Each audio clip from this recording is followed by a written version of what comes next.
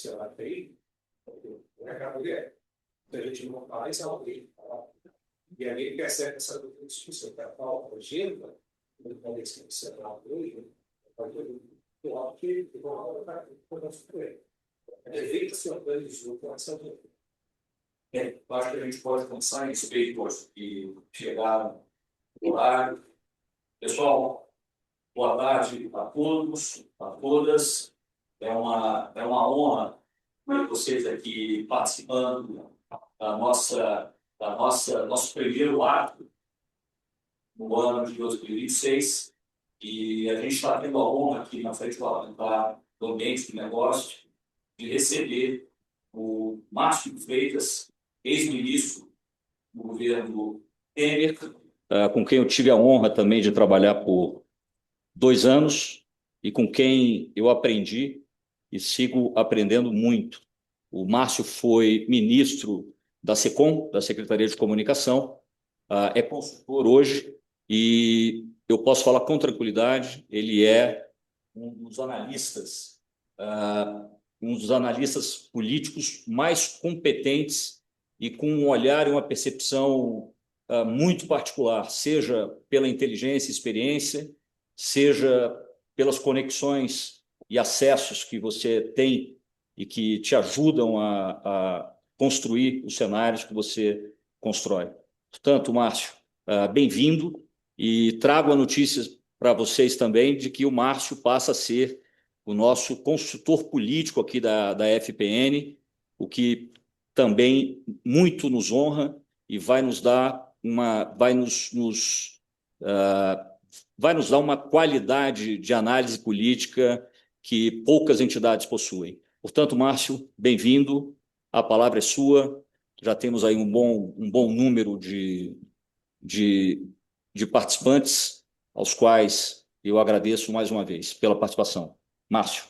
Israel, muito obrigado a todos. É uma honra estar aqui com um time tão seleto, com gente de tanta qualidade profissional, de experiência, com pessoas que atuam nesse universo aqui de Brasília, sabendo como é que funciona esse jogo, e é uma responsabilidade muito grande falar para vocês, que eu acho que é evidente que a gente tem um ano fundamental para a discussão dos rumos do país, do nosso futuro, e um ano que eu acho que assim, se organiza muito em torno daquilo que nós temos uma experiência, uma vivência muito grande, que são votações. Mas a gente está falando aqui de votações no Congresso, de agenda, né? A discussão da frente é muito voltada para isso, mas o principal eixo político deste ano, eu acho que está voltado para a eleição do próprio Congresso. Então, é em torno disso tudo que se organiza a agenda congressual e também porque nós temos uma eleição presidencial e eleição para os cargos nos executivos estaduais, ela vai se multiplicando aí por interesses, por convergências de pautas e agendas que vão se refletir naquilo que vai organizar prioridades da pauta legislativa. Então a gente vê como reflexo já a definição que nós já tivemos, né, com o Hugo Mota definindo algumas pautas, que já sinalizando o que se interessa votar ali no plenário da Câmara dos Deputados. O Senado está se organizando também nesse cenário para mostrar as suas prioridades e negociando com o governo nesse sentido. E tudo isso passa por essa pressa que a gente tem esse ano, de ser um ano muito em função das eleições, em função de Copa do Mundo, que a gente sabe que no Brasil tem um peso muito diferenciado, de ser um ano muito curto. Um ano em que as votações elas ou acontecem até junho, começo de julho, ou não acontecem mais, aí se volta só já com um outro cenário, mas dificilmente coisas importantes são definidas já com um governo eleito para um próximo mandato e governadores e um novo Congresso tomando posse. Então, assim, a gente tem um ano realmente curto do ponto de vista de solução e de votação de matérias importantes. Eu chamo a atenção disso porque essa organização ela é fundamental para definir o trabalho que será feito junto ao Congresso Nacional. Então, assim, tem que ser um trabalho muito assertivo, muito objetivo, muito calcado naquelas matérias que elas tenham essa atração de conseguir apoio para o Congresso Nacional, para que se reflita em ganhos para os parlamentares do ponto de vista de imagem. E imagem, a gente está falando de tudo aqui, né? A gente está falando de imagem junto, por exemplo, que o governo já pautou, já sinalizou, que é o gás do povo, que dá um gás, pode dar um gás para os parlamentares e principalmente para o presidente Lula junto ao seu eleitorado este ano. Então, ele está visando isso. É um projeto que tem uma tramitação que relativamente assim, bem azeitada, por quê? Porque interessa para o executivo imprimir essa política junto às classes mais baixas, mas interessa também para o legislativo mostrar que está trabalhando alinhado com a percepção de que estão atendendo as classes mais baixas também e buscando esses votos. Então, são projetos nesse sentido que atraem, né, a atenção do legislativo e que tem o esforço do executivo. Nós vamos para projetos que já foram implementados, né, como foi a questão das contas de energia elétrica, né, que também trazem esse benefício. Eu vou chamar a atenção disso porque o governo vai pegando esses projetos, vai ampliando esses projetos, como está fazendo com o Pé de Meia, que é um projeto que já atinge 4 milhões de beneficiários. O governo tem expandido o crédito, tem buscado ampliar linhas de financiamento.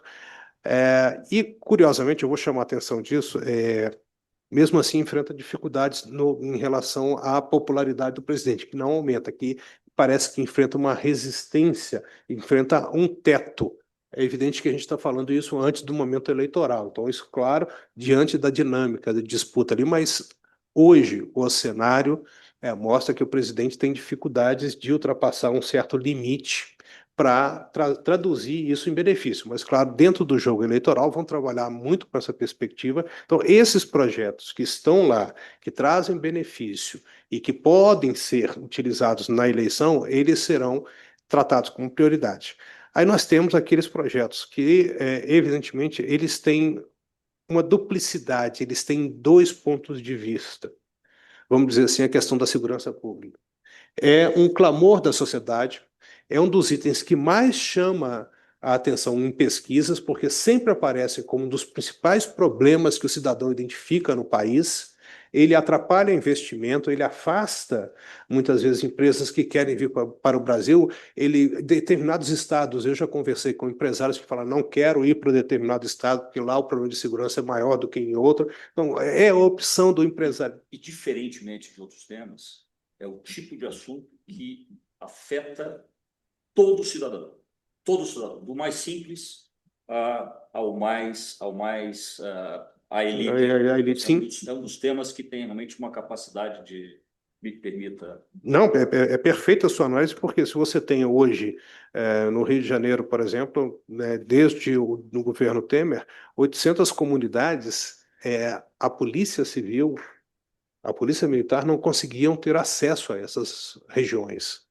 E isso só cresceu, só piorou desde então, mesmo com esforços de intervenção, com investimentos, com enfrentamentos, mesmo com ocupação eventual de favela, mas falta uma política orgânica, um pouco mais ampla, que ela não seja só a presença da polícia e a ausência dela em determinados momentos, mas que o Estado esteja presente. Então, a elaboração dessa discussão desse tema é extremamente importante.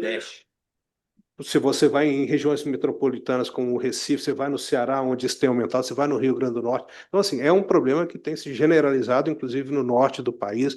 As facções, as milícias têm se organizado muito. Mas esse é um tema que, hoje, do ponto de vista de clamor, ele é muito forte. Mas do ponto de vista de solução, de respostas, ainda não encontramos. Nem o governo tem nada para apresentar e você não tem ainda uma solução que você encontre definitiva em nenhum local do país, em melhoria de índices aqui e acolá, mas você ainda não tem uma solução que seja aquela solução que ela dê conta para a população de uma resposta à altura do drama que as pessoas vivem. Então, realmente, afeta a baixa renda, mas afeta também o rico, que cada vez mais tem que gastar, seja num carro blindado, numa casa murada, em esquemas de segurança cada vez mais caros para poder ter uma certa segurança, um padrão de vida. Mas, aproveitando, como você vê esse tema da segurança pública, influenciando as eleições dos governadores do Nordeste, uma base histórica do governo do PT,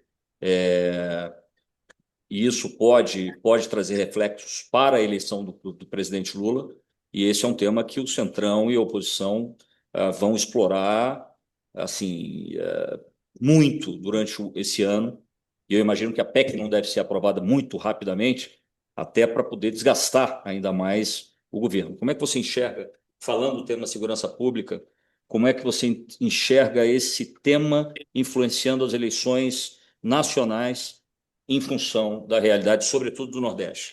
Eu acho que tem duas coisas que eu acho que a gente tem que observar nisso aí. Primeiro, que é tradicionalmente a esquerda ela é afeita a uma abordagem de segurança pública humanitária, mais voltada para direitos humanos, mais buscando vamos dizer, fazer um trabalho de recuperação e não punitivo em relação àquelas pessoas que são presas. Então, há muita dificuldade da esquerda de oferecer soluções que as pessoas veem no curto prazo como aquelas que resolvem, que é prender. Muitas vezes você observa o seguinte: o Cláudio Castro fez uma operação que resultou num número de mortos absurdos no Rio de Janeiro, mas sua popularidade aumentou. Isso aconteceu no ano passado, e isso já havia acontecido na eleição de 2022, quando ele fez uma operação também no Morro do Cruzeiro, e foram 20 e poucos mortos, e a popularidade dele também subiu. Então, isso reflete um certo pensamento, que não é um pensamento só de elite, não, tá? Porque as pessoas que estão sendo afetadas pela violência, inclusive nas comunidades, nas favelas, nos rincões mais distantes do país, elas buscam uma solução que dê em cabo daquilo, elas querem a solução daquilo. Ah, se você eliminou o bandido, você está diminuindo a violência. É um raciocínio rápido, muitas vezes superficial, que não resolve o problema de uma forma geral, mas que as pessoas entendem que aquilo já é uma ação do Estado. Eles querem, muitas vezes, isso e a presença do Estado. Cobram outras coisas, não é só isso, mas cobram outras coisas. E isso afeta por quê? Porque a esquerda tem dificuldade de fazer um discurso mais forte, mais duro. As pesquisas pós o episódio no Rio de Janeiro, essas pesquisas obrigaram o governo, inclusive, a modular o seu discurso. Sim, o governo teve que se enquadrar e não pôde fazer as críticas que gostaria de fazer em relação àquilo, mesmo discordando de toda a ação que foi feita, da forma como foi feita, com o número de mortes que havia ali. Então, assim, no geral, você olha para a abordagem da esquerda é muito difícil nesse sentido, porque do ponto de vista eleitoral as pessoas querem um discurso de rigidez, um discurso de força, um discurso de solução, querem endurecer as penas. Eu não vou fazer juízo de valor aqui, eu acho que algumas coisas a direita tem razão, algumas coisas a esquerda pode ter razão, mas do ponto prático de pesquisa, as pessoas querem alguma coisa mais firme, querem as penas sendo aplicadas de uma forma contundente, não querem a progressão de pena, querem as pessoas na cadeia. Então, assim, então é um discurso que a esquerda tem. Então, o PT vai ter muita dificuldade de fazer esse discurso para dar a resposta que as pessoas esperam do ponto de vista eleitoral. Então, é muito fácil fazer um discurso que hoje está incorporado, porque vamos perceber que essas agendas, essas pautas que o PT gosta de fazer, por exemplo, da distribuição de renda, isso já foi incorporado. Então, programas como Bolsa Família ou Minha Casa Minha Vida, que atendem às classes mais baixas, esses programas já foram incorporados pelos governos. O governo Temer passou e manteve. Até aumentou. O governo Bolsonaro também aumentou o valor dos benefícios e ampliou os programas sociais. Então, assim, isso hoje o eleitor não se vê ameaçado no sentido de, se esse governo for eleito, você vai perder isso. Isso é incorporado como um benefício que as pessoas têm direito e não vão perder. Agora, há coisas que as pessoas querem ganhar. E eu brinquei, eu tive uma reunião com o ministro tempos atrás. E ele perguntou, mas nós fazemos, nós estamos incluindo, nós aumentamos, então não sei o quê. Mas por que as pessoas querem mais? Eu falei, as pessoas sempre querem mais. A sociedade é insaciável. Você entregou um determinado volume de benefícios, você entregou obras, elas querem. O que mais que você vai fazer para mim? E é isso que o eleitorado vai cobrar. O que mais que esse governo vai fazer para mim no final das contas? Então, o que está dado como benefício, que já está incorporado, isso aí já não conta mais. Isso aí é um instrumento do passado, é uma ferramenta do passado, dá lastro. Mas se você não apresentar um plano futuro, não mostrar para as pessoas que você é capaz de oferecer uma perspectiva de futuro melhor, ascensão social, que as pessoas vão poder ganhar mais, que é uma coisa que o Lula conseguiu conquistar no primeiro e segundo mandato, porque ele ofereceu uma série de programas e havia uma perspectiva ali que ele havia incorporado os benefícios sociais, as pessoas estavam ganhando bem, estavam conquistando seu carro, sua casa, os filhos estavam na faculdade. Hoje, você olha do ponto de vista de que essa evolução aconteceu, o filho que foi para a faculdade está desempregado, ele está dirigindo Uber. E há demandas deslocadas aí. Então, assim, essa família está insatisfeita. Ela quer saber o seguinte: eu quero saber se o meu filho vai conseguir trabalhar naquela área, se ele vai conseguir se encaixar, se ele vai ter um futuro, se o filho dele vai ter, se meu neto vai ter. Então, essas cobranças, elas sempre vêm, é um movimento social normal, isso é estudado amplamente em todos os lugares, e as pessoas sempre têm essa perspectiva de cobrança maior. Então, esse movimento que a gente vai ver hoje vai ser muito uma cobrança do governo nesse sentido, e eu acho que isso explica muito por quê o presidente enfrenta esse teto, porque qual o projeto de futuro que nós temos sendo discutido no país hoje? Do ponto de vista de comparar com outras nações que tiveram uma evolução muito grande, o Brasil se estagnou. O Brasil não tem hoje um grande projeto, seja para a indústria, seja para a agricultura brasileira, praticamente tem crescido apesar dos cenários que a gente tem aí, e é um setor onde eu costumo falar, se você quer um setor onde nós mostramos competitividade, é no setor da agricultura. Por quê? Porque é commodity, é mercado internacional, é preço internacional, e não adianta querer fugir disso. Então você vai ter a sua cotação lá. E aí você tem esse movimento que você está sempre exposto ali. Então, do outro ponto de vista, a gente tem também os movimentos de resistência da oposição para desgastar o governo. Vou citar dois aqui, para não alongar muito, se alguém tiver alguma pergunta, alguma observação, gente, eu estou aqui à disposição, por favor, podem interromper, levantar a mão, porque eu acho que o diálogo funciona muito bem também nesses momentos. É, que o governo tem sua estratégia, está buscando se fortalecer. O Sidônio é um cara que observa muito pesquisas, faz leituras disso, vê as fraquezas do governo. Ele já cria vacinas. Vou fazer duas observações aqui de dois momentos recentes do presidente que mostram como o Sidônio trabalha, né? Então eles têm pesquisas que comparam muitas vezes o Lula e falam que o Lula com outras lideranças internacionais que ele pode estar envelhecido e que será essa uma das cobranças em relação ao presidente. O presidente já vai estar com mais de 80 anos no segundo mandato, então, portanto, ele estaria velho para exercer esse mandato.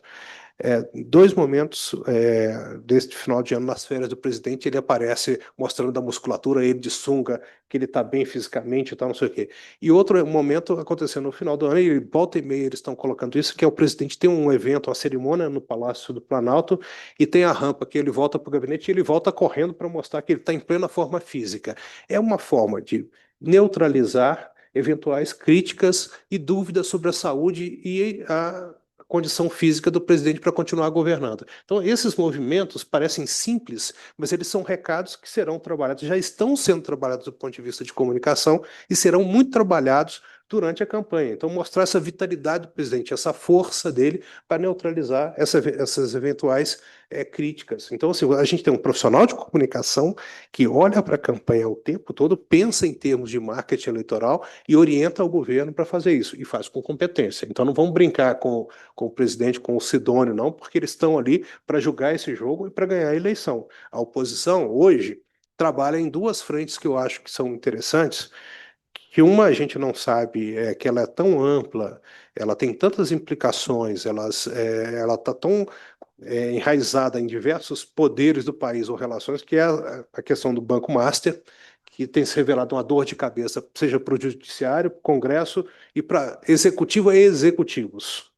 Então, assim, ela tem uma capacidade de estar entranhada aí, a gente não sabe exatamente até onde ela vai, qual o desdobramento que ela terá, e também, por exageros, um artigo publicado na Folha por um advogado, o Zé Luiz Gama, Lima, se eu não estou enganado, na sexta-feira, ele faz uma comparação mostrando que a investigação do Master hoje está repetindo muitos dos problemas do que foi na Lava Jato, porque já se chega a conclusões mesmo antes das investigações terminarem. Então, assim, você está vivendo um ambiente muito conturbado, com muitas dúvidas, muita incerteza, mas que gera realmente uma ansiedade muito grande nos poderes e nas instituições em Brasília.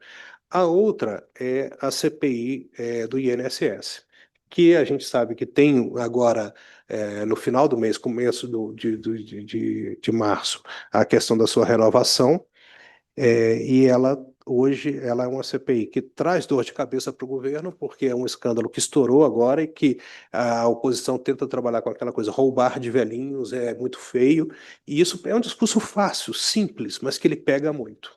E pega nessa região que você está falando.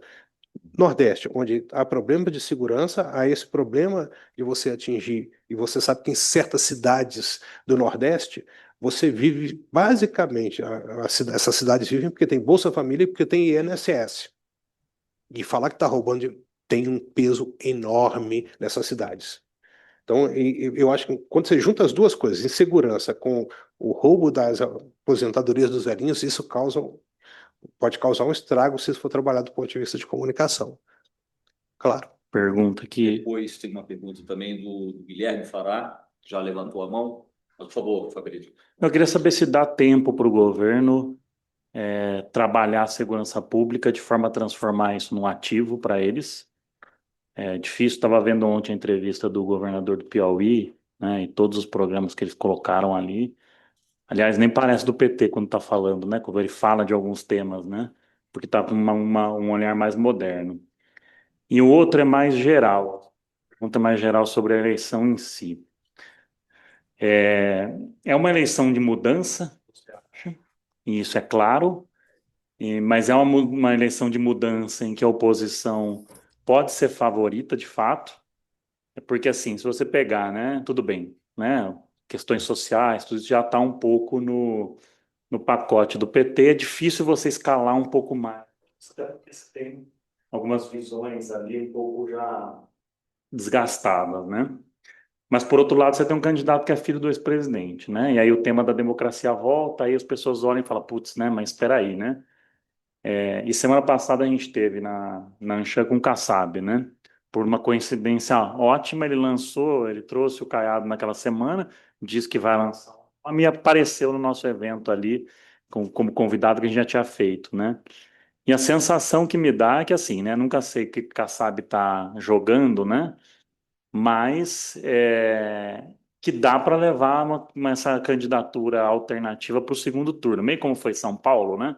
O segundo colocado é aquela coisa, né? 21, alguma coisa contra o outro 20, alguma coisa. Como é que você vê essa. Não gosto de chamar de terceira via, porque parece que já ficou, né? Não tem credibilidade falar terceira via, mas como é que você vê o PSD nisso? É só uma jogada ou ele vai tentar ir para o segundo turno mesmo? Eu vou começar pelo Rafael Fonteles, que é um governador petista, mas que é um matemático.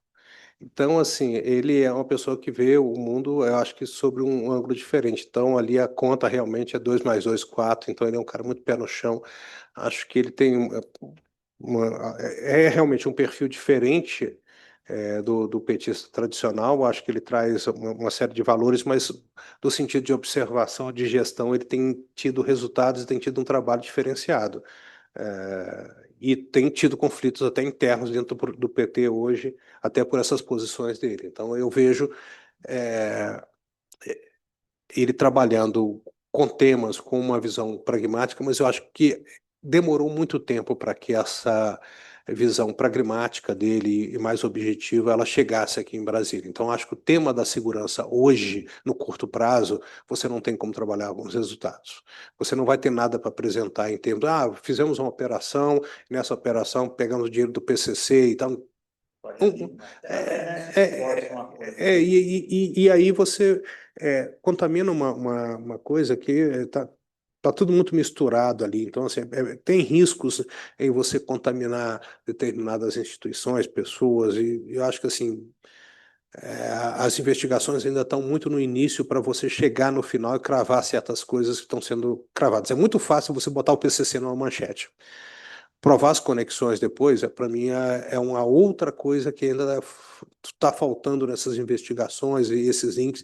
Eu acho que operação de fraudes, grupos criminosos, mas falar de onde esses grupos são operados, estigmatizar. Eu acho que assim, tem o crime, tem o fato em si, mas eu acho que ainda precisa evoluir um pouquinho. Eu acho que tem coisas muito sofisticadas que eu não sei se saem exatamente dali. Pode ser que saia, pode ser que tenha correlação, eu acho que isso faz todo sentido em certos casos, mas eu não sei se dá para generalizar ou se para expandir tanto assim. Então, eu tenho muitas dúvidas em relação a essas coisas, porque eu já vi muita coisa, e a gente está cansado de ver no Brasil você né, fazer essas coisas, depois você ter que refazer tudo porque foi mal feito, investigações mal feitas, mal conduzidas, incompletas. Tem uma grandona então. Então assim, existem muitos riscos nesses casos. Desse outro ponto de vista que eu falo que essa observação, assim, como as investigações às vezes elas são assodadas, apressadas, eu acho que os resultados podem, inclusive, se reverter, você pode ter mudanças, e aí você gera desgaste forte para o governo. Então, assim, eu não sei se no curto prazo o governo consegue, me parece que não. Eu acho que não, e a sensação de insegurança vai continuar. E te falo o seguinte, eu tive com o Tarcísio, meses atrás, ano passado, e ele Para você olhar para. então, assim, o governador Tarcísio estava. Qual o dilema dele? Ele falava: nós melhoramos assim, quase todos os indicadores da segurança pública, melhoramos tudo. E as pessoas ainda reclamam de uma sensação de insegurança. Como é que eu faço isso? Entendeu? Esse é o problema, porque quem tem o seu celular roubado. Fala, pô, então, assim, e esse movimento de você ter um restaurante invadido em São Paulo, em regiões nobres da cidade, isso tem uma repercussão de mídia enorme. E aquela repercussão de mídia muitas vezes gera uma sensação maior do que a insegurança de fato. Por isso que é um grande desafio você trabalhar com segurança, porque o crime em si ele obtém muito mais mídia, ele consegue ocupar o noticiário de uma forma muito mais expansiva e ele se amplia pela sociedade do que a solução de um crime. A não ser que o crime seja, você tem um caso de um rouba-banco, de um crime, de um assassinato, que enfim se descobriu. Aí você consegue revelar, prender a pessoa. Mas, em geral, os pequenos crimes que vão se amontoando, que as pessoas vão percebendo que vai no boca a boca, esses são difíceis de você combater. E esse é o grande drama que você vê num estado como São Paulo, o governador de Minas reclama. O Caiado conseguiu transformar isso numa marca, aqui você mencionou o Caiado, ele conseguiu transformar isso numa marca em Goiás. Mas ele batia duro, muito firme, e ele transformou isso numa política de comunicação prioritária dele há muitos anos. Ele está trabalhando, o Caiado está terminando um segundo mandato e transformou isso numa marca, mas ele trabalha com isso desde o começo do seu mandato, priorizou a segurança e tem resposta para dar. Então, assim, não é um negócio que você consiga fazer no curto prazo, mas no longo prazo ou no médio prazo você consegue, mas tem que ter um esforço de comunicação junto ao esforço de gestão com resultados para mostrar. Ele tem esses resultados para mostrar aqui, e o Caiado até mencionava assim, ó, os fretes de São Paulo para cá tem um preço, porque em São Paulo eles têm um índice de roubo, lá em Minas eles têm chegou em Goiás, o preço já diminui, por quê? Porque aqui não vai ter roubo de carga, aqui, né, o bandido ou fica honesto ou vai embora. Então, assim, né, e a sinalização dele era dura, né?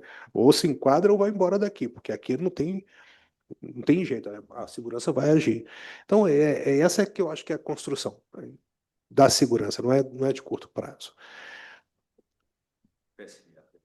Aí, porque estava na minha agenda aqui um pouquinho mais para frente, mas vamos avançar aqui. O Kassab é vamos dizer assim, um mestre do jogo de xadrez, né? E no xadrez, se você tiver uma mexida só, não tiver opções de não analisar o que o seu adversário, para onde o seu adversário pode mexer suas peças, né? A jogada, não somente a jogada seguinte, as outras jogadas que ele pode fazer, você tem que analisar vários movimentos, não dá para mexer com uma peça só. O Kassab, ele é ótimo em mexer várias peças, ele tem várias opções no seu tabuleiro. Então, hoje, é realmente uma pessoa que tem um conforto muito grande na eleição. Poucos líderes hoje, partidários, têm tantas opções quanto o Kassab, inclusive fazer uma aliança com o PT, com o Lula. Até isso, eu não duvidaria que não descarto, por quê? Porque se chegar num cenário em que ele enxergue o presidente como uma força que vai levar a eleição, ele pode fechar uma aliança, ele foi ministro da Dilma, ele tem uma relação com o PT, então o Kassab. Tem, e mantém diálogo, mantém canal aberto com todo mundo, faz críticas ali, mas faz críticas inclusive ao governador de quem ele é secretário. Então, o Kassab tem essa capacidade de fazer movimentos que o permitem ter opções em aberto. E aí você fala da qualidade do político, né? Um dos maiores políticos da Europa foi Bismarck, Otto von Bismarck, que era um cara que sempre jogou naquele tabuleiro ali, ele pegou, unificou a Alemanha, mas unificou ele estava sempre olhando para a França como um adversário ou um possível aliado. Eu sempre olhava para a Rússia como um possível aliado ou adversário. Eu olhava para a Áustria-Hungria também como adversário. E conversava com a Inglaterra do lado de fora para não levar um tiro vindo do mar. Então ele ficava sempre tinha um tratado e uma aliança, um tratado secreto debaixo dos panos ali com algum deles. Quando a Rússia engrossava, ele fechava um acordo com a Áustria-Hungria e com a França. Quando a França engrossava, ele voltava para a Rússia e fechava um acordo. Então ele sempre tinha uma opção para se posicionar. Então, assim, essa tática de você ter várias opções, ela é bem interessante. Eu acho que hoje o Kassab, a melhor política para ele, com todas as divergências internas, seria ter um candidato que encarne justamente essa cara do novo. Por quê? O que ele tem a perder? Ele está construindo uma nova cara. O PSD hoje é um partido que não tem uma identidade própria, mas que aí você mexe com aquilo que a gente estava falando de movimento social. Cerca de 60% das pessoas dizem que o Lula não deveria ser candidato. Mais de 70% falam que o Bolsonaro, que está preso, ele elegeu, mas não deveria ser candidato. Então as pessoas pegam essas duas principais lideranças populares, e são realmente lideranças populares, com voto, com apoiador, com capacidade de mobilização, e falam, esses nomes não deveriam estar no tabuleiro. Aí você entra, é uma eleição de mudança? Para mim, esse sinal ele é muito forte. Mostra que as pessoas querem renovação, as pessoas querem algo novo. Agora, esse novo já apareceu? Outro dia eu vi o João Santana fazendo esse comentário. Quem já encarnou isso? Quem tem a cara do novo? Não apareceu. Nem o Zema, que está no Partido Novo, tem cara do novo ainda. Então, esse nome não surgiu aí, não se incorporou ao nosso cotidiano. Então, a gente tem hoje um cenário muito em aberto. Na minha opinião, o Kassab deixa suas fichas na mesa, tem a possibilidade de ter um nome interessante, um nome que fala muito bem. O nome que tem o Ratinho, eu tive um jantar com ele. Eu fiz uma pergunta para ele, me impressionou o conhecimento que ele tinha sobre aquele assunto. Ele estava muito antenado sobre essa saída para o Pacífico, o impacto que ela pode ter nas mudanças do país, olhando para a Ásia com um olhar bem atento para a capacidade que a gente poderia ter de ganhos econômicos, quais setores, que estados seriam beneficiados imediatamente, como é que a gente teria que mexer com a nossa logística para atender essa demanda. Então, assim, é um cara que eu achei, me impressionou por ter conteúdo, por estar com um olhar muito atento e por ter capacidade de formulação. Se ele tiver espaço para fazer isso, eu acho que pode ser uma candidatura que gere um debate interessante para o país. Tem uma pergunta do Fará, na sequência eu faço. Fará. Vou fazer a pergunta, Dizé. Boa tarde a todos, boa tarde, Márcio. Dizé, obrigado pelo convite, muito bom ouvir o Márcio. Márcio, olha só, essa última pesquisa da Quest, a qual você fez referência, trouxe que para a população segurança pública e violência, sem dúvida, estão aí entre as maiores preocupações, né? No entanto, no mundo dos negócios, eu acho que a maior preocupação é a taxa de juros. Quer dizer, a economia vem rodando aí com uma taxa de juros real além de 10%.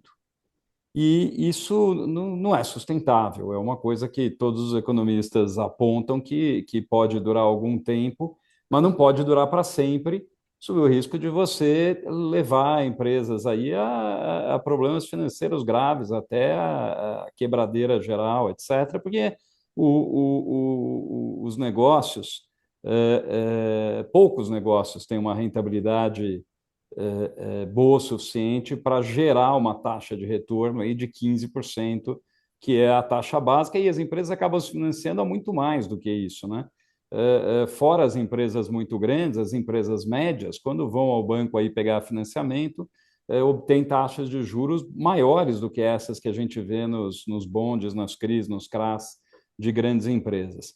Bom, hoje mesmo, de manhã, eu participei de um debate com o Mansueto Almeida, que é um especialista nisso, muito mais do que eu, e o Mansueto estava dizendo, olha só, essa taxa de juros ela existe porque com o tamanho do gasto que o governo vem fazendo, não há meio de você controlar a inflação a não ser com a imposição de taxas desse tamanho.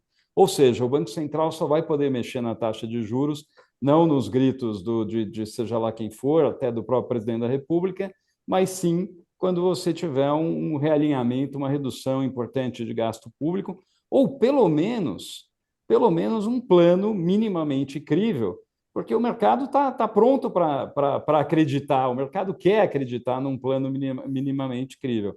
Agora, até agora, o governo Lula não ofereceu esse plano e eu, pessoalmente, duvido muito que ofereça no ano eleitoral.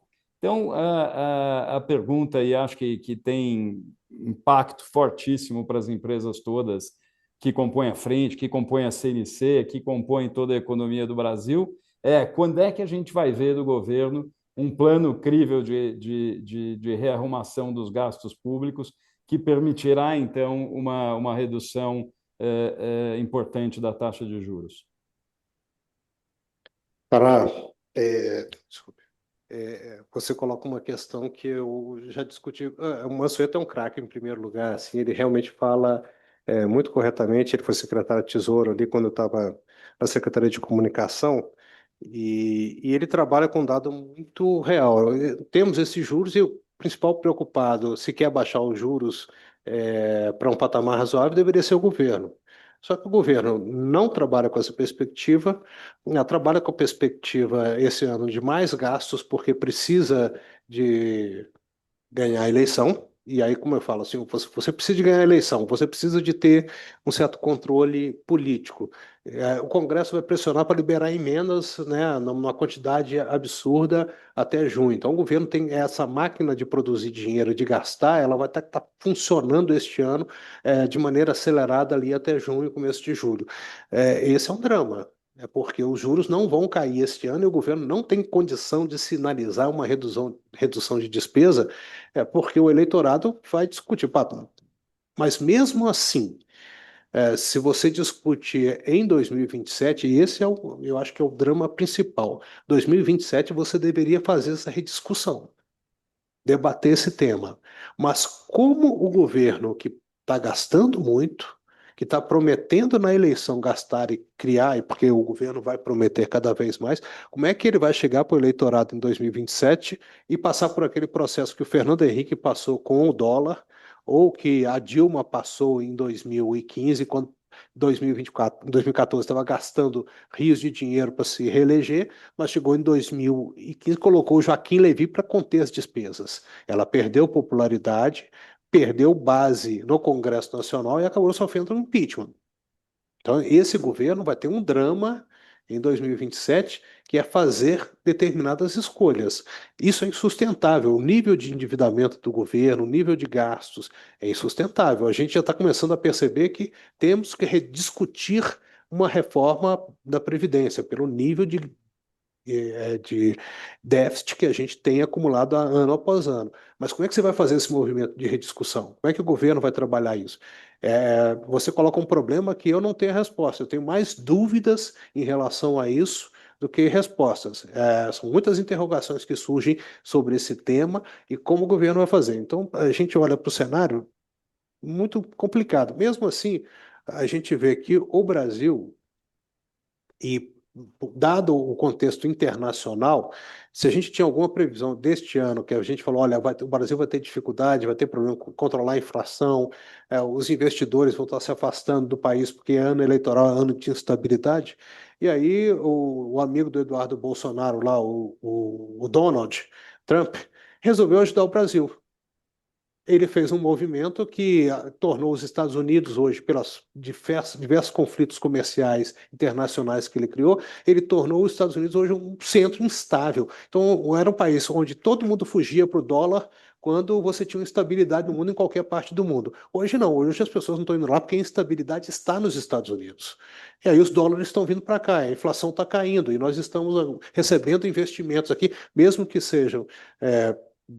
a gente não sabe, não é nada tão permanente assim, que sejam investimentos locais, pontuais, ou alguns podem até ser permanentes, mas a gente não tem segurança sobre quanto tempo eles vão ficar.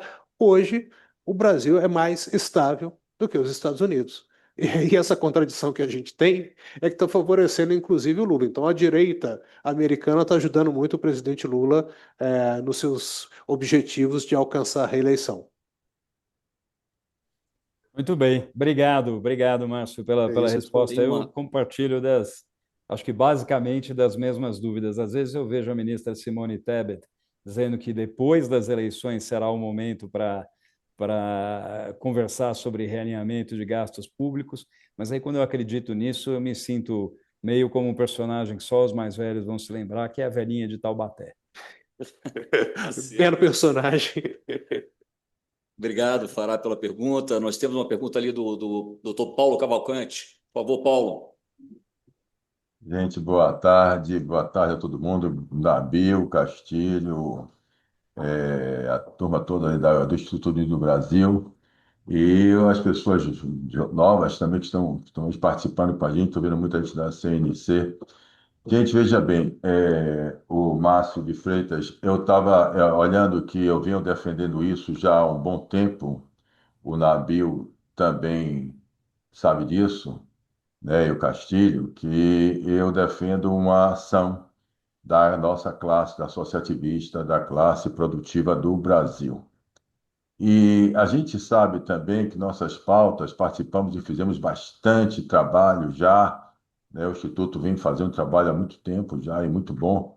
E a gente vê toda hora a gente tomar uma bola nas costas e a gente não tem efetividade na vontade da classe produtiva do nosso país. Então, o que eu tenho chamado a atenção, para dizer, eu faço parte também da CACB, que é a Confederação de Associações Comerciais do Brasil, sou presidente do Conselho Superior da Associação Comercial da Bahia, aqui também, e participo do Instituto Unido do Brasil, e também tenho, vocês ficarem sabendo, também alguns livros publicados também sobre isso, tá? Sobre a democracia participativa, sobre a nossa forma da gente ser ouvido, ter voz única.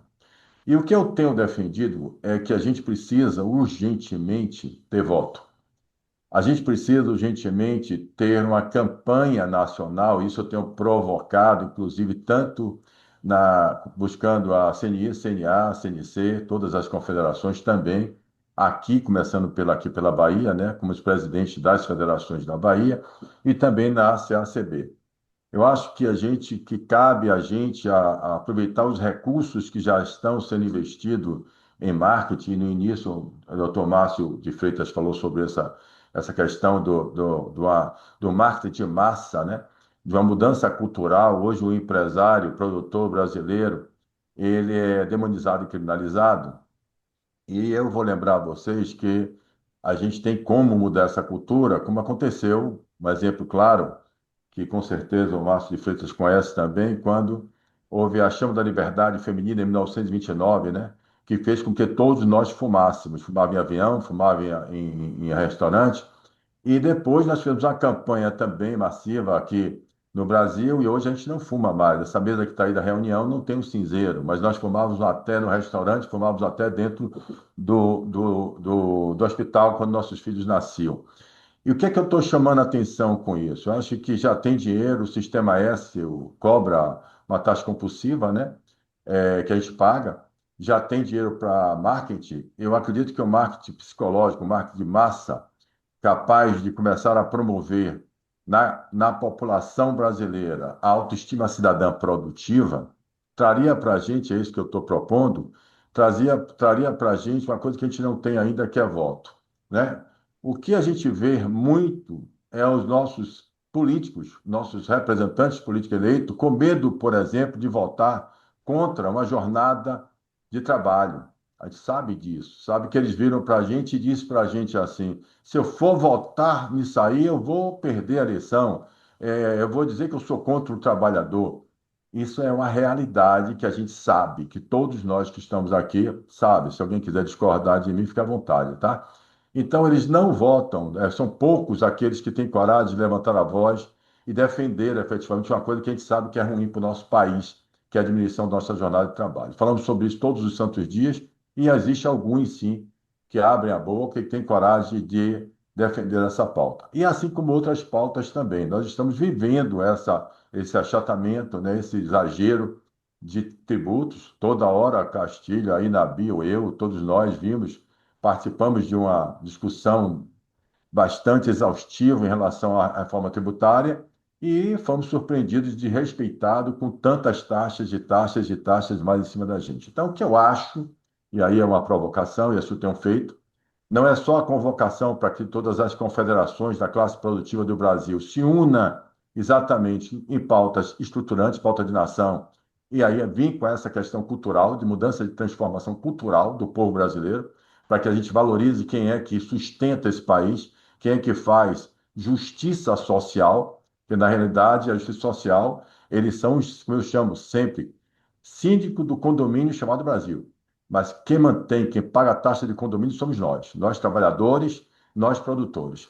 E nós, como fração ideal de poder desse país, de fração ideal de propriedade desse país, temos todos o direito de que as pessoas entendam quem é que está financiando esse assistencialismo, essa Bolsa Família, esse Vale Gás, né? E isso é tido como se o provedor disso tudo fosse o presidente da República e nós fôssemos os malfeitores que eles têm que defender de nós, né? Dos exploradores, né? Então, tudo isso a gente sabe, está cansado de saber, mas nós precisamos de atitude. Então, eu acredito também que as frentes parlamentares, todas elas, frente parlamentar que represente a CNC, CNI, CNA, CNB, em produtores, transporte, precisa também unir-se exatamente com pautas que dizem respeito para que a gente tenha força e voz única.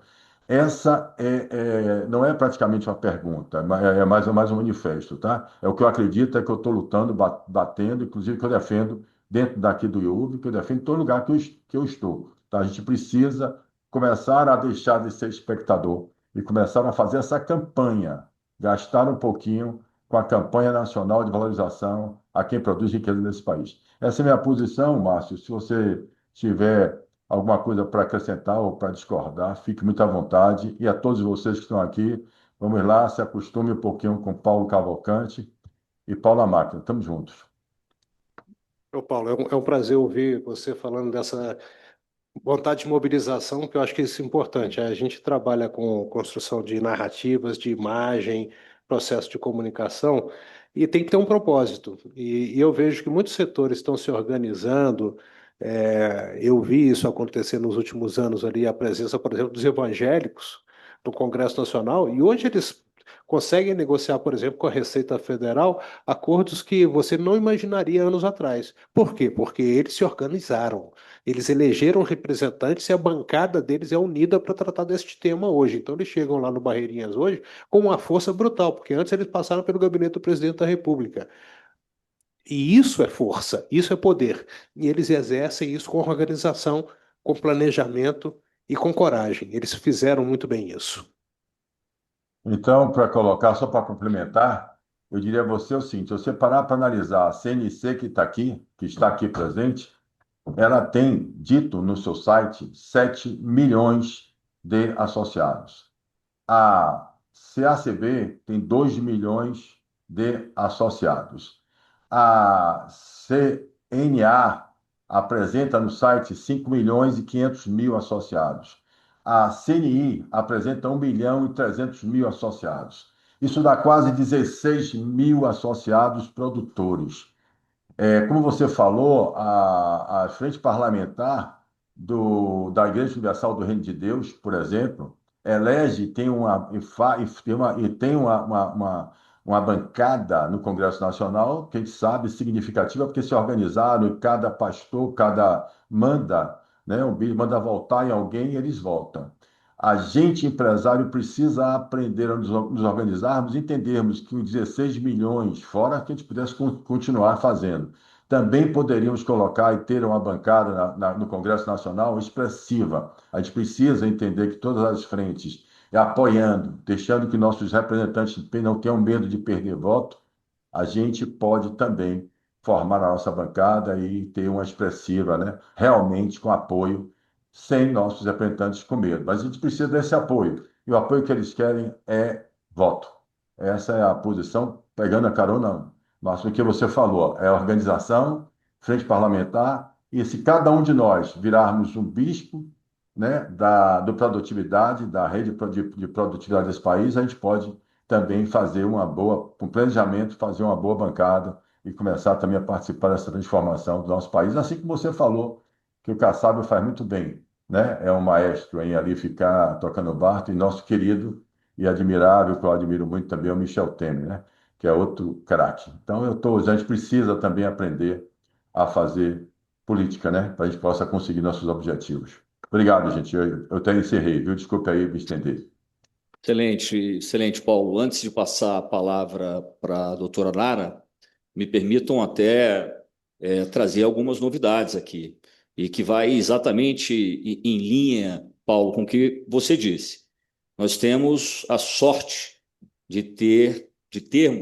nós temos a sorte de ter duas grandes lideranças, uma delas presidindo à nossa frente e o outro como vice-presidente, que são o Mendonça Filho e o Efraim Filho.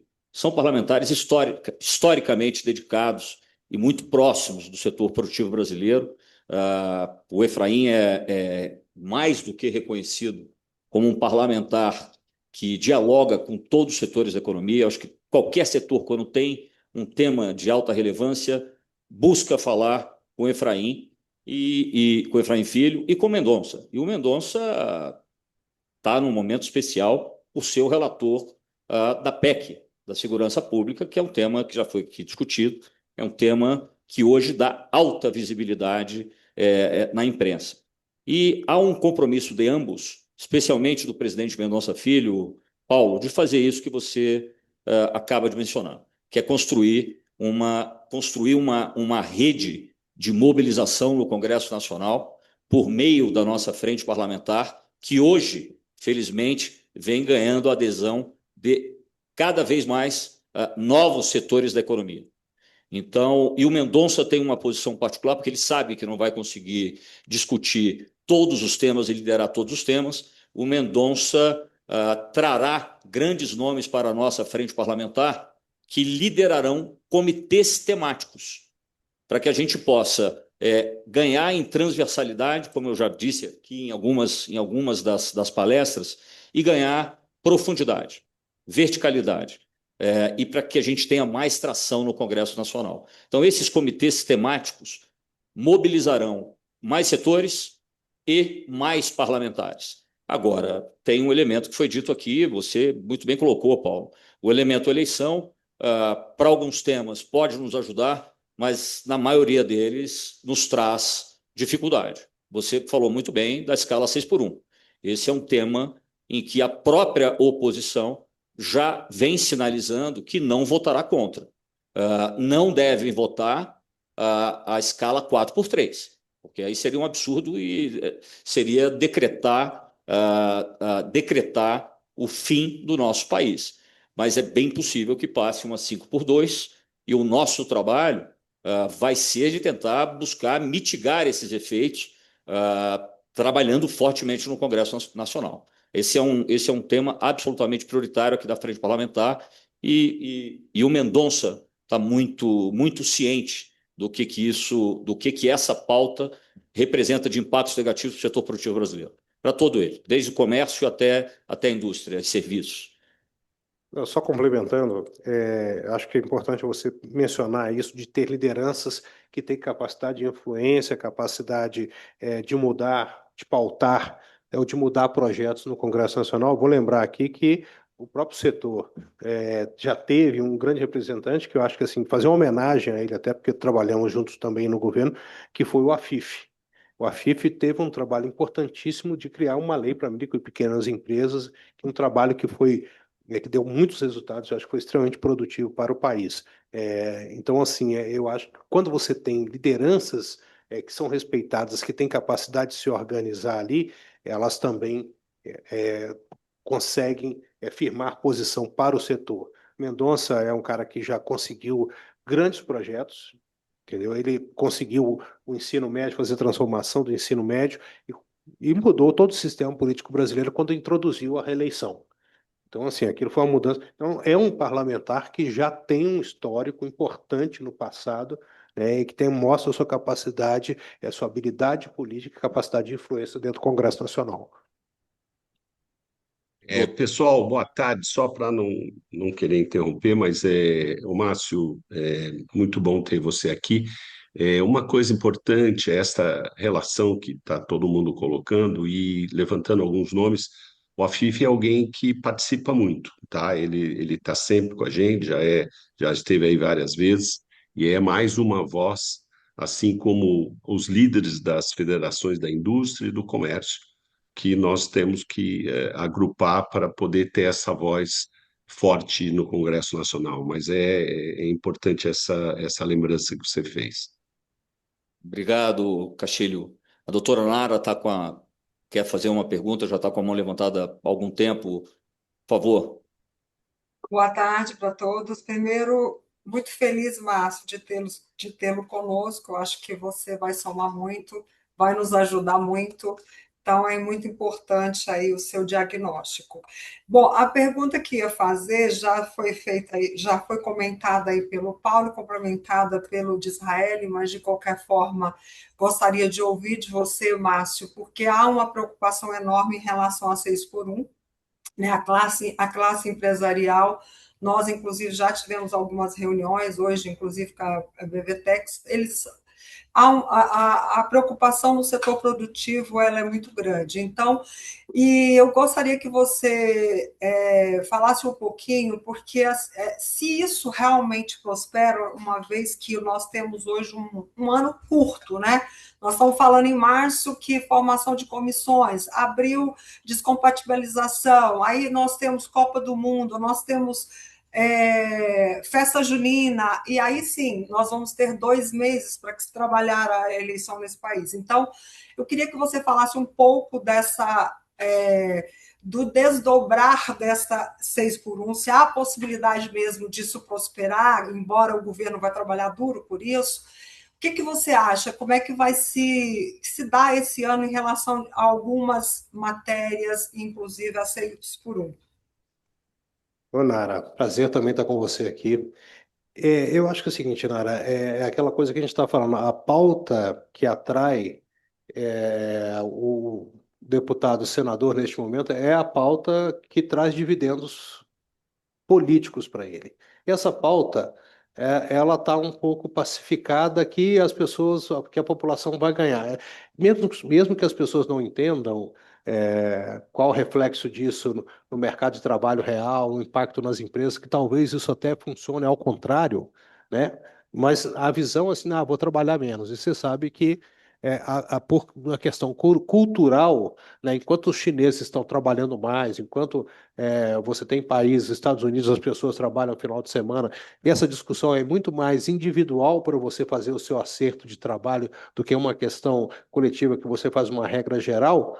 Aí você acaba perdendo o espaço de. Não discutir nesse país, na verdade, aí eu acho que está tudo errado, que é produtividade. Que o Brasil só tem perdido a capacidade de competir com outros países. Nós não temos resultado efetivo na competição. Então, o nosso trabalhador hoje, ele não se iguala a um outro país. A gente está ficando para trás. Isso é atraso. Então, ao invés de discutir produtividade, nós estamos discutindo a jornada. Para mim, assim, um contrassenso, mas. Enfim, é a visão fácil, é a visão simplista que o governo está olhando e falando assim: como é que eu ganho voto? Como é que eu fico mais 4 anos no poder? Qual a consequência disso para frente? Ninguém está discutindo. E as coisas têm consequência, né? Uma decisão dessa terá impacto na vida do país, no resultado da nossa economia, na falta de crescimento, na falta de perspectiva. Mas eu acho difícil. Acho que assim, a estratégia que aqui tem que ser pensada é como minimizar os danos, em como você pode utilizar a técnica legislativa para trazer compensações para isso. A gente sabe que, por exemplo, as empresas hoje, quando você tem um trabalhador numa jornada à noite, ele vai pagar um pouco mais, a empresa vai pagar um pouco mais no final de semana também. Então você vai falar, pô, não dá para continuar. Vocês querem reduzir, tem que tirar de um outro, tem que dar de um lado, mas tem que tirar do outro. Então vai ter que negociar, sentar na mesa e negociar, tentar minimizar o prejuízo, encontrar formas de você ter compensações. Falando, não, tudo bem, vocês vão passar isso aqui, mas pô, tira isso aqui, não dá. Vocês estão querendo dar tudo, aí a conta vai ficar absurda. Então, eu acho que o momento é de pensar em estratégias que minimizem o tamanho da conta que será repassada aos produtores brasileiros, ao empresário brasileiro. Falando muito francamente, eu acho que nesse momento, no futuro, pode ser que a conjuntura mude e tal, mas neste momento é aquela coisa assim, eleição ali à vista, o governo esperou o momento propício para tentar botar essa pauta e ter baixa resistência no Congresso Nacional, mesmo em setores que discordam da medida. Então falta aquela coragem que antigamente algumas figuras tinham de enfrentar e travar essa pauta. E eu não sei se hoje alguém teria essa coragem de fazer um movimento desse no Congresso Nacional, de enfrentar isso e conseguir travar essa discussão. Isso aí. O Obrigado, Márcio. Márcio, Sim, boa tarde a todos. Então, parabéns aí pela sua apresentação e que vai com certeza contribuir para o fortalecimento aí do Instituto, da Frente Parlamentar e para as entidades e os empresários de modo geral. Nós temos discutido ao longo dessas últimas 2 semanas a questão do 6x1. Algumas federações das indústrias têm conversado muito conosco, federações principalmente estaduais, e a gente está preparando um movimento aí de mobilização, iniciando com uma carta em defesa da manutenção da escala 6x1 e da preservação do ambiente de negócio. Então, isso está sendo trabalhado. A gente já tem uma certa experiência em como trazer centenas de entidades para apoiar esse movimento. Está sendo trabalhado com conteúdo também para ser apresentado, para sensibilizar a sociedade, sensibilizar os deputados para que eles possam entender a importância de defender uma pauta dessa e não ir contra, pensando só em se eleger. Então, eu queria, depois da fala do Paulo Cavalcante e da fala do próprio Márcio, entendo que é um momento, sim, de unir as entidades que representam a sociedade e que têm uma força extraordinária. Então, dando só esse briefing, o de Israel e o Castilho, junto comigo, amanhã nós temos uma reunião que é da nossa diretoria, e uma das pautas é tratar desse assunto, e vão fazer esse grande movimento. Eu tenho certeza que CNC, CNI, todo mundo vai se integrar. Ninguém quer ser o pai da criança, todos nós temos que nos unir, e o pai da criança tem que ser todos nós, no sentido de conseguir ganhar essa luta tão importante para o desenvolvimento do nosso país. Caso contrário, a gente mais uma vez vai sair frustrado, derrotado. Já não bastasse tanta taxação, e essa não deixa de ser uma taxação muito complicada para o setor produtivo. Então, era essa a contribuição que eu queria dar nesse momento. Muita coisa boa vai acontecer no sentido dessa união que, no fundo, todos querem, e nós temos que partir para isso, sem dúvida nenhuma. Nabil, excelente, eu concordo 100% com tudo que você disse, e não há alternativa. A alternativa é unir todo o setor produtivo brasileiro. E aqui eu já até adianto, eu não sei se o Guilherme da Federação das Indústrias do Estado do Paraná está aqui conosco, ele é bastante... A FIEP é muito participativa aqui na nossa frente parlamentar, e o Guilherme me anunciou na semana passada, me informou que a FIEP já encomendou um grande estudo para embasar, né, para fornecer argumentos nessa luta que todo o setor produtivo brasileiro vai enfrentar. Não será fácil pelo componente eleitoral desse ano. É isso que torna esse debate especialmente difícil. E não é por outra razão que o governo está colocando essa pauta, né? É absolutamente, como você disse, né, Márcio? Não há movimento político esse ano que não leve em conta a variável eleitoral. Bem, eu estou vendo o Rubem ali já há bastante tempo com a mão levantada. Por favor, Rubem, a palavra é sua. Bom, boa tarde a todos, parabéns, Márcio. Pena que não temos tanto tempo para ouvir, porque eu acho que você tem muita estratégia para nos ensinar aí. Mas só dentro desse tema da 6x1, a gente esteve já conversando dentro do IUB com o presidente da Associação das Indústrias de Mato Grosso, é o que nós teríamos que fazer, né? Nós temos que produzir documentos de quais são os impactos dos custos em todos os setores. Então, Nabil, parabéns, se vai sair esse documento, eu acredito que nós temos que botar números. Quanto é que vai aumentar a passagem do ônibus? Quanto vai aumentar a passagem do avião? Quanto vai aumentar o preço do arroz? Porque tudo vai ter impacto. O empresário não vai assumir essa redução de número de horas com o mesmo custo, né? Ele vai repassar para todos os setores. E como vai ser geral, o Brasil não tem a produtividade, parabéns, Márcio, nós não tivemos ainda uma produtividade que pudesse justificar uma redução das horas. Nós vamos ficar atrasados nas exportações também. Os outros países, o Paraguai está trabalhando 49 horas por semana, ou seja, o Brasil vai ficar para trás. Então, produzir documentos com números para os deputados também saberem qual é o impacto que vai ter, ninguém mostrou ainda. O comércio não mostrou, o serviço não mostrou, a indústria não mostrou. Nós temos que entrar em campo mostrando esses custos.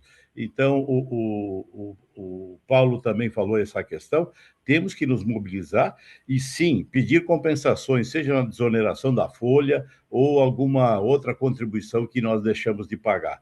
Mas não dá para ter uma aprovação sem ter uma discussão de compensação, porque, senão, nós vamos ter aí aumentar todo o custo do Brasil.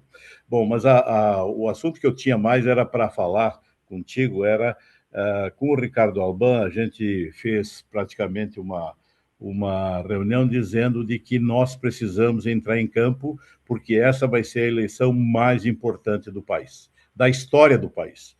E ela precisa ter um Congresso que tenha as nossas pautas. E falamos de que cada federação tenha que eleger no mínimo um senador, né? Então, a Federação das Indústrias, e quem sabe agora o comércio está junto aí, a CNC tem que eleger um senador de São Paulo, na Bahia, em Minas, etc. Se nós tivermos os setores produtivos e o comércio com esse objetivo de elegermos senadores e um bom Congresso, eu acho que nós temos uma pauta interessante no próximo governo. E depois a questão é trabalhar na questão de eleger qual o presidente que nós queremos para o país, um governo que faça o desenvolvimento ou vamos continuar no assistencialismo. Se nós perdermos essa eleição, eu diria que o assistencialismo ganha mais força e nós vamos poder ser um outro país desses aí que já temos exemplo.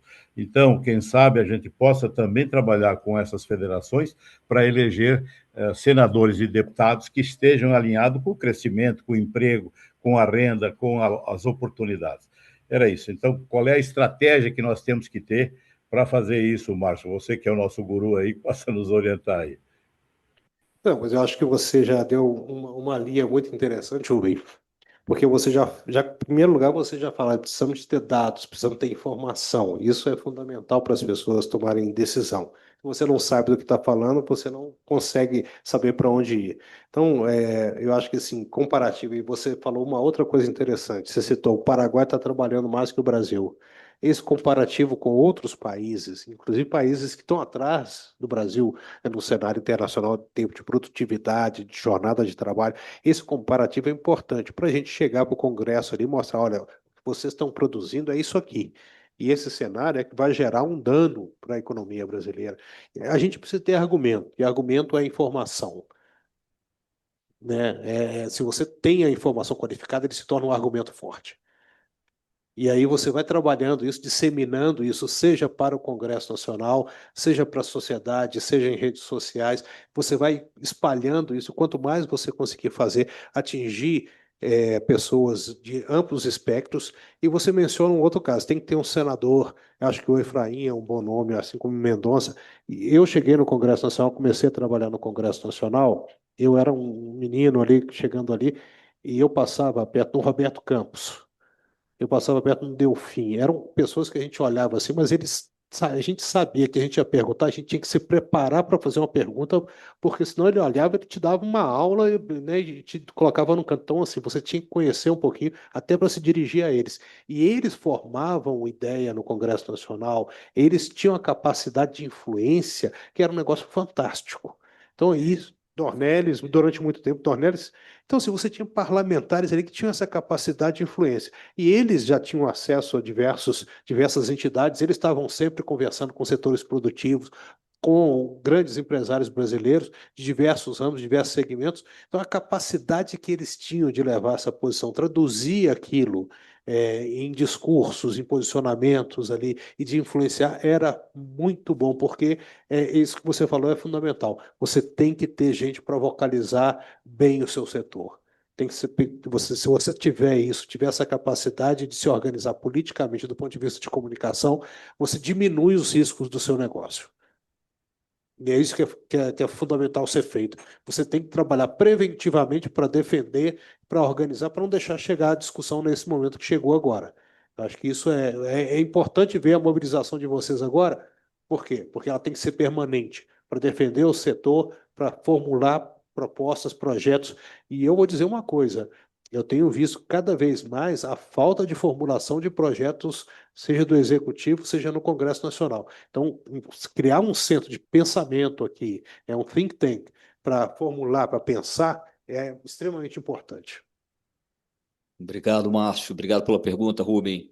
E se me permitem complementar, eu não, como eu disse, eu não vejo alternativa, a não ser, vamos lá, ponto 1, uma grande coalizão. Coalizão que envolva comércio, serviços, indústria, todos os setores da economia, todas as entidades, associações. Número 1, uma grande coalizão. Número 2, dito aqui pelo Márcio e por todos, informação de qualidade. Informação de qualidade é estudo, é encomendar estudo, número, para suportar os argumentos, suportar o debate dentro do Congresso Nacional. Veja, a gente precisa, no mínimo, gerar algum constrangimento. A parte da sociedade brasileira precisa ficar sensibilizada desses impactos, como vocês disseram aqui. E isso vai requerer investimento. Então, vamos lá. Ponto 1, coalizão. Ponto 2, informação de qualidade. Investimento em estudo, pesquisa. Isso é urgente. Número 3, uma mobilização que também vai requerer investimento das grandes entidades, que é na comunicação, como bem disse o Márcio. Veja como foi bem sucedida a CNI na reforma tributária e como a CNI trabalhou ali firmemente para defender os interesses da indústria. E o fez muito bem, o fez de forma muito competente. Assim, o mesmo terá de ser feito agora por todas as entidades do país de uma maneira organizada. E esse é um momento que as frentes parlamentares terão um papel de alta relevância nessa mobilização e nesse diálogo entre todos esses setores, essas entidades, com os congressistas. Então, eu não vejo outro caminho. Caso contrário, a derrota já está encomendada. Hoje a gente já sai com um certo atraso e já com chances. A gente hoje já sai com chances difíceis de conseguir uma vitória nesse debate. Então, a gente vai ter que se organizar muito e a mobilização vai ter que ser enorme, e isso passa por investimento em formação de qualidade, como disse, comunicação e por aí vai. Pessoal, mais alguma pergunta? Eu não sei, Márcio, o que você ainda gostaria de comentar sobre eleição, Congresso Nacional. Já há uma perspectiva de uma renovação importante no Senado, uma renovação que torne o Senado, que pelo menos é isso que indicam as pesquisas. Pesquisa para o Senado costuma errar muito, né? A gente vê isso acontecendo em todas as eleições. Mas hoje há uma perspectiva de um aumento de senadores mais conservadores, o que significa um embate maior com o Judiciário. Essa é uma parte. O Congresso Nacional, a Câmara dos Deputados, da mesma maneira, não dá sinais de que mudará o seu perfil. Nós temos hoje uma Câmara fundamentalmente de centro-direita. Agora, o governo fez 2 gestos importantes. Um recente para o presidente Hugo Mota, com a universidade na cidade de Patos, e para o presidente Alcolumbre, e algo que é relevante para o país, eu não digo que é só para o Alcolumbre, isso é absolutamente relevante para o país, que é a margem equatorial, né? A exploração de petróleo na margem equatorial. A minha pergunta, dito isso, a minha pergunta para você é a seguinte: como é que você acha que se comportarão os 2 presidentes das casas? Eles serão pragmáticos, ou seja, vão responder muito ao que as pesquisas vão apontar ao longo desse caminho, ou você acha que eles já terão uma postura de mais alinhamento com o governo? Eu vou dizer Ou de independência? Vou dizer para você o seguinte: em primeiro lugar, a margem equatorial, vou brincar aqui, que foi atender ao Columbre e ao Trump. Então, assim, todos os dois queriam muito aquilo. E o Lula conseguiu agradar aos 2 líderes aí de uma forma muito eficiente. O Lula é um sindicalista. E o Congresso Nacional, nos últimos anos, se tornou um sindicato. Então, você tem um sindicato da Câmara dos Deputados, um sindicato dos senadores. E o Alcolumbre é o presidente do sindicato e o Mota do outro. Cada um vai defender a sua base. Então, assim, cada um vai defender os interesses dessas 2 turmas porque eles querem continuar no cargo. Não imagine que o Hugo Mota vai chegar e falar assim: fui tão criticado pela imprensa e agora vou abrir mão para um outro deputado, sendo que ele tem o direito de continuar por mais 2 anos. E o Alcolumbre, ele deixou o Rodrigo Pacheco por 4 anos ali, voltou, e eu me lembro que eu vi ele falar: pô, Rodrigo, você pode ficar 2 mandatos, mas eu seguro a cadeira para mim depois. Então ele falou isso com o Pacheco e cumpriu, ele voltou. Então ele quer continuar mais 2 anos. Então o foco deles é na próxima eleição, que eles estão tranquilos em relação, né, o Hugo precisa passar para essa eleição, o Alcolumbre não, mas eu acho que eles pensam em fevereiro do próximo ano em continuar onde estão. Assim como o Lula também pensa em continuar. Eu acho que o jogo aqui é eleição após eleição, eles só pensam nisso, eleição. Então, acho que tudo que for a favor da base deles, né, de distribuição de emendas, de fazer uma relação azeitada com o governo ali para conseguir impulsionar. E vamos lembrar, hoje um deputado, um senador um pouco mais, mas um deputado tem 50 milhões por ano para garantir sua eleição. É claro que a eleição para o Senado é mais complicada, por quê? Porque é uma eleição majoritária, muito casada com a eleição do governador. Então, esse dinheiro ele influencia, mas não resolve a eleição sozinho. Depende de uma conjuntura muito maior. O deputado está mais, vamos dizer assim, está mais simples um pouco de garantir uma renovação ali em função desse fluxo financeiro, para o senador é diferente. Então, eu acho que, para finalizar um pouco esse cenário, eu vejo um alinhamento em função de um interesse objetivo, que é dar fluidez para o gasto baseado nas emendas na relação do Hugo e do Alcolumbre com o Lula. É isso que eles estão pensando, e o presidente Lula precisa de tranquilidade e de não arrumar uma confusão grande com sua base eleitoral no ano que ele vai disputar a reeleição mais uma vez. Perfeito, mano. Pela resposta. Mais alguma pergunta, pessoal? Bem, não havendo mais perguntas, eu queria agradecer primeiramente ao Márcio. Alguém falou? Primeiramente ao Márcio, um craque aqui da análise política, um conhecedor do bastidor de Brasília, como poucos. É alguém que tem um olhar privilegiado e, como mencionei no início, uma capacidade única de se relacionar com os poderes constituídos. Então, você é uma pessoa que é capaz de ter fontes primárias da informação. Você não precisa ler o jornal, você tem a informação da fonte primária. Então, para nós é uma satisfação te ouvir e um privilégio maior ainda tê-lo aqui conosco no nosso instituto e na Frente Parlamentar do Ambiente de Negócios. E queria agradecer a presença de cada um de vocês aí que ficou conosco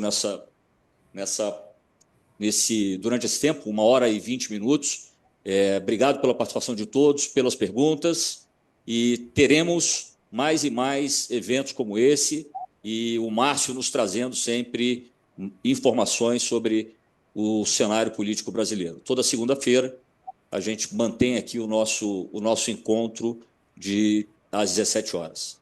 Tá bom? Agradeço a todos, uma boa semana e vamos em frente, porque o jogo começou, pessoal. Abraço. Um abraço e muito obrigado. Muito bom. Tchau, tchau, gente. Muito obrigado.